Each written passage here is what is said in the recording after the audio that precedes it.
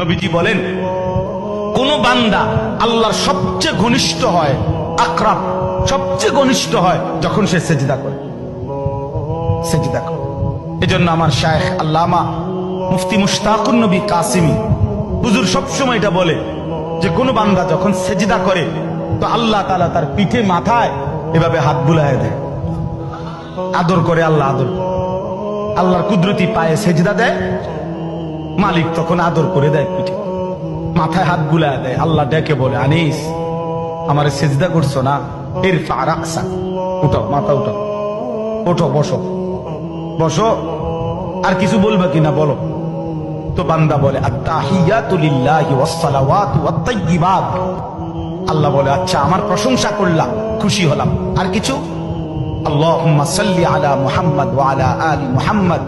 ও মাশাআল্লাহ, আমার বন্ধুর প্রশংসা করলা, দুরূদ পড়লা, আমি এত খুশি হলাম, এখন কিছু আর বলবা? তো বান্দা বলে, আল্লাহ সেজদা দিয়ে আপনার কাছে আসলাম, আপনার প্রশংসা করলাম, আপনার বন্ধুর দুরূদ পড়লাম, একটা উদ্দেশ্য আছে, মাকসাদ আছে। কি মাকসাদ, কি উদ্দেশ্য? আল্লাহুম্মা ইন্নী যালামতু নাফসি যুলমান কাসীরা। আয় মাওলা, আমি বড় নাফরমান মাওলা, আমার গুনাহ অনেক বেশি মাওলা, আর আমি জানি ওয়ালা ইয়াগফিরুয যুনুবা ইল্লা আনতা, আপনি ছাড়া আর মাফ করার কেউ নাই। এই জন্য আপনার এত কাছে আসলাম, আপনার স্পর্শ পেলাম, আপনার বড় আকরাব ঘনিষ্ঠ হলাম।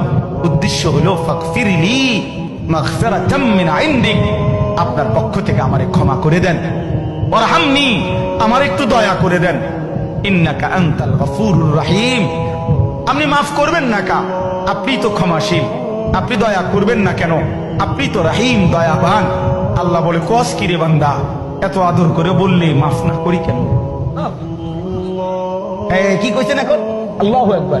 এই জন্য বান্দা যখন সালাম ফিরায় এই ডানে বামে, তখনই একবার কি পড়ে, অর্থাৎ উদ্দেশ্য হলো সে সালাম ফিরাইয়াই আল্লাহু আকবার বলে, অর্থ বলে আর মানুষের জানায়, ভাই সাহেব আল্লাহ বহুত বড় মহান, উনি আমার মাফ করে দিচ্ছে। আল্লাহু আকবার।